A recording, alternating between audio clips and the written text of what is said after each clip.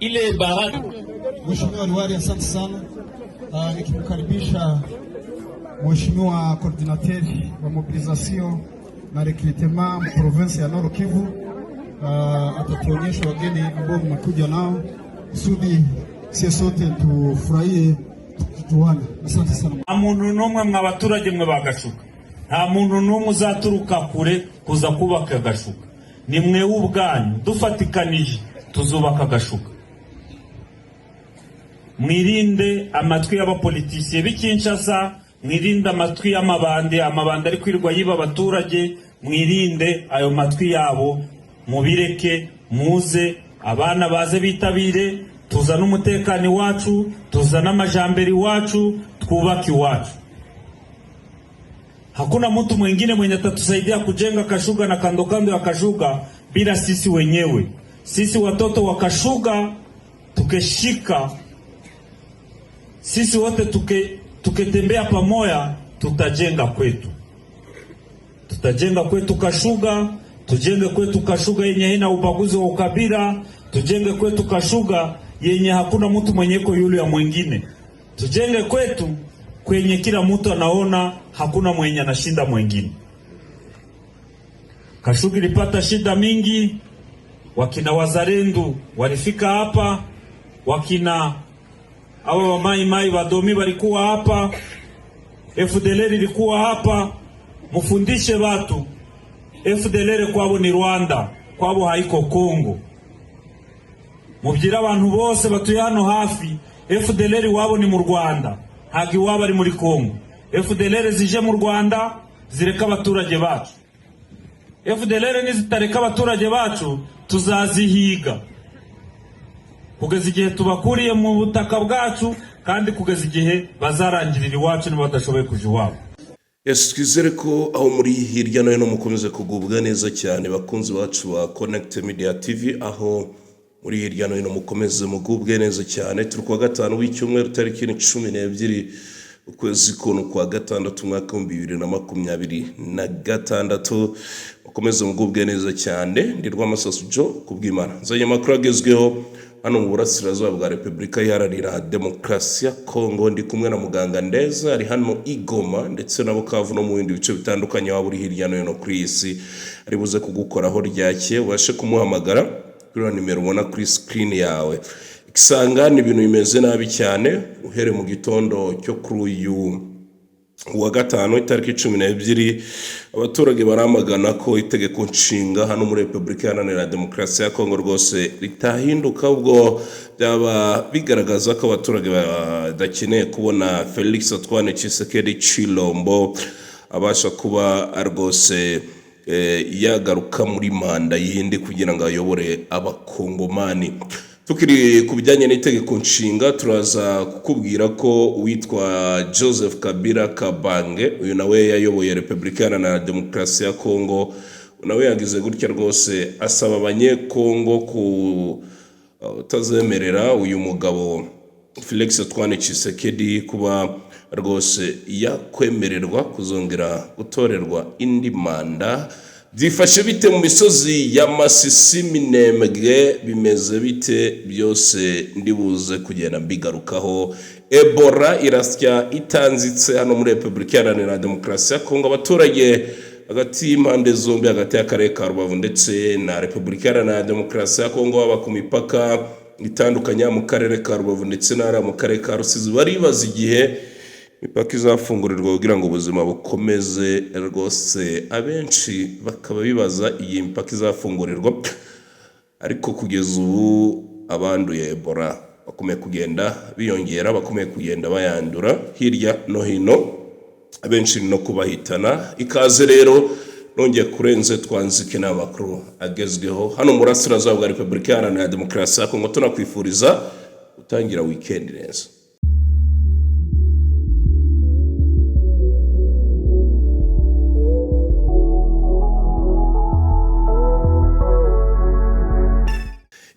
Ikaze muri aya makuru agezweho muri aya masaha kuri wa gatanu. Hano mu Rwanda tumeze neza ndetse na Igoma, abaturage uganira nabo bakubwira ko rwose ubuzima bukomeje. Ni kuri Connect Media TV ndetse na Inuma TV babasha kudusura rwose ukareba ibiganiro tugenda tubagezaho, dore ko ari ibiganiro biba byuje ubwenge ndetse no kuri amakuru bari kuri field. AS M23 imaze iminsi abayobozi batandukanye bazenguruka ibice bitandukanye hano muri Repubulika Iharanira Demokarasi ya Kongo baganiriza abaturage mu misozi miremire ya Masisi. Bibaye nyuma yaho hari ibitero bye bimaze iminsi bigabwa mu bice bitandukanye. Ku munsi w'ejo hari muri Masisi Kashuga, ahazwi nka Kashuga, nibwo Bahati Erasto Musanga ndetse na Vice Guverineri wa Kivu ya Ruguru Wiringarambe n'abandi bayobozi batandukanye n'abakadazi ba S23 bazengurutse ibice bitandukanye baganira n'abaturage.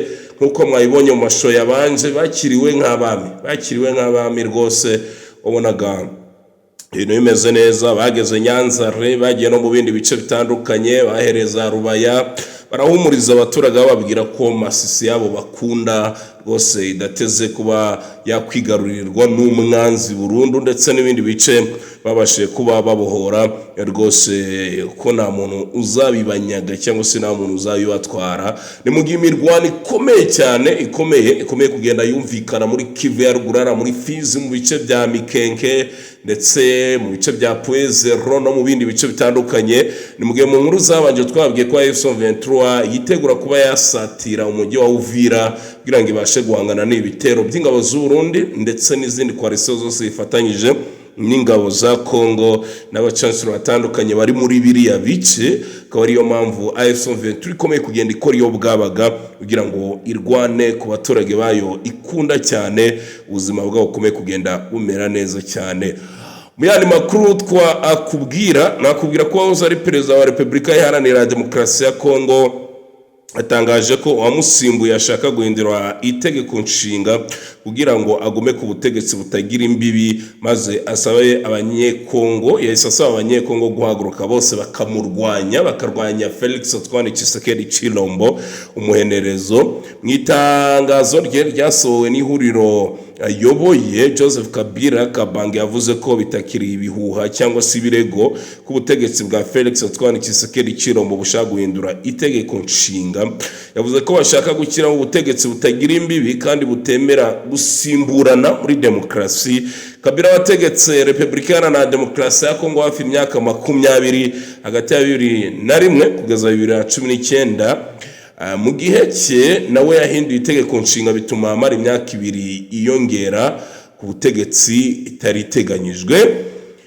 Mu gihe cye kandi ubwo bamushyigikiye bazanaga igitekerezo cyo guhindura itegeko nshinga yamamariza manda ya gatatu, baje kuba babyamagana ariko birangira rwose 2019 avuye ku butegetsi abuharira Felix Antoine Tshisekedi. Yavuze ko ingingo ya 64 itegeko nshinga rya Kongo yemerera umunyekongo wese kuburizamo umuntu wese cyangwa itsinda ry'abantu bategeka bahonyora itegeko nshinga guhita babihagarika. Joseph Kabila Kabange rero akaba yavuze ko rwose ibi bitari buze kuba bigenda neza cyane. Bibaye nyuma yaho Moise Katumbi, umugabo hariye Katanga nawe utavuga rumwe n'ubutegetsi bwa Felix Antoine Tshisekedi, na mu minsi yasabye abanyekongo guhaguruka kuko umujyi wabo wa Kinshasa ari umujyi rwose w'umukara, ari umujyi utameze neza cyane, umujyi w'umwijima uyobowe mu buryo budasobanutse. Ariyo mpamvu nawe yasabye abanyekongo guhaguruka. Ese biraza kurangira bite? Abanyekongo baremera guhindura itegeko nshinga? Nabonye ikisangana abaturage bariye Karungu nyuma yaho ikibuga cya Bangkok International Airport kirashweho urufaya rw'imbunda. Abaturage hari rwose basabye Felix Antoine Tshisekedi rwose guhagarika gutekereza iby'indi manda kuko ibyo kuyobora rwose byamunaniye neza. Murumva ko hano muri Repubulika Iharanira Demokarasi ya Kongo ibintu ntabwo bimeze neza rwose na gato, ntabwo bimeze neza. Reka dusubire muri Minembwe gato turagaruka kuri birebana n'itegeko nshinga. Reka tukubwire ko hari muri Minembwe imbunda zongeye kumvikana ndetse na drone zirarasa bikomeye cyane mu gace kitwa Gakenke, Irundu, Bidegu, Mikenke, aho drone ya Nikiti akarongo 6 yarashe mu bice bitandukanye na muri teritwari ya Kabare rwose ku munsi w'ejo yiriwe iharasa no muri Karehe ahitwa ku madepo ndetse n'ahitwa Kasavu naho drone yaraje rwose irasa abatari bake basigaye ubuzima. AFC 23 ikomeye kugenda yamagana rwose ibi bitero bikomeye kugenda bigabwa mu bice babashe kuba bagenzura. Ni mu gihe amahanga akomeje kurebera rero mpamvu AFC 23 byanga byakundigiye gusubira hariya muri Uvira. Ubwo twitegeye kubona iyo za Sange Ruvunge humvikana urufaya rw'imbunda ndetse n'umupaka wa Kavimvira uhana imbibi na Repubulika Iharanira Demokarasi ya Kongo ndetse n'u Burundi nawe uyu mupaka iminsi iri imbere dushaka kubona AFC 23 yongeye kuwigarurira. Reka tugaruke ku itegeko nshinga abakunzi ba Connect Media TV mudukurikiye muri aya masaha. Umunyapolitiki utavuga rumwe n'ubutegetsi Moise Katumbi maze kumugarukaho muri iki gitondo yongeye guhamagara abaturage kwitabira imyigaragambyo yo kwicara hamwe iteganyijwe kuri uyu wa gatanu tariki 12 Kamena imbere rwose y'abaturage baherenge Kinshasa bajye mu mijyi itandukanye irimo Lubumbashi, ariko imijyi yabohowe na AFC 23 nayo rwose barateganya makuru mfite barateganya rwose abaturage kuba bakora imyigaragambyo bamagana guhindura iri tegeko nshinga kugira ngo bamagane Felix Antoine Tshisekedi dukomeye kwivugana abatari bake cyane mu bice bigenzurwa na AFC 23 na twirwaneho misozi ya Minembwe Masisi twabigarutseho aho za Rucuro Karehe nayo maze kubigaruka muri teritwari ya Karehe. Abaturage benshi bakomeye kugenda basiga ubuzima kuri ubu rero umujyi wapfuye. Joseph Kabila Kabange ndetse na Moise Katumbi bongeye gusaba abaturage rwose kujya mu mihanda bakamagana bivuye inyuma rwose kuba itegeko nshinga ryahindurwa nkuko mukomeje kugenda mubibona mu mashusho. Ngayo nguko ni Connect Media TV, iyi niyo mukunda muri benshi cyane. Ni mu gihe Minisiteri y'Ubuzima muri Repubulika Iharanira Demokarasi ya Kongo yo yatangaje ko kugeza tariki 10 Kamena 2026 abantu barenga 676 batuye mu burasirazuba bw'iki gihugu ari bo byari bimaze kwemezwa ko banduye icyorezo cya Ebola cyo mu bwoko bwa Bundibugyo. Nkuko twabigarutseho iyi minisiteri ivuga ko byemejwe ko abantu biyongereho 41 amasaha 28 ashize.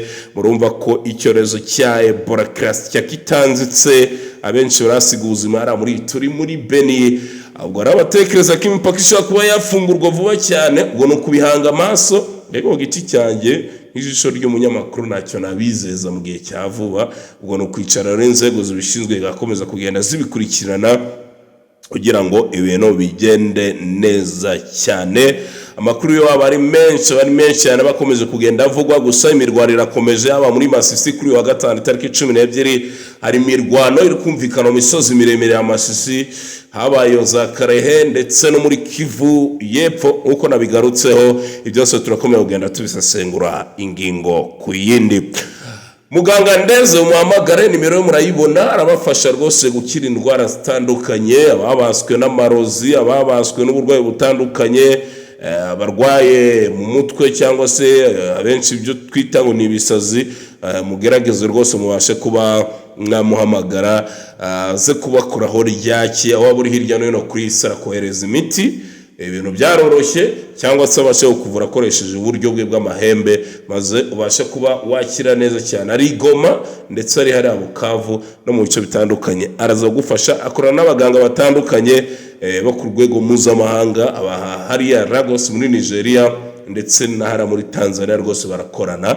Mu yandi makuru turabagezaho uko byiriwe mu misozi miremire byifashe bite. AFC 23 iraza gukora iki mu gihe drone ikomeye kugenda zivugana abaturage benshi. Byose ndaza kubigaruka mu masaha imbere. Mukomeze mutsinde mugire wa gatanu mwiza, turasubira.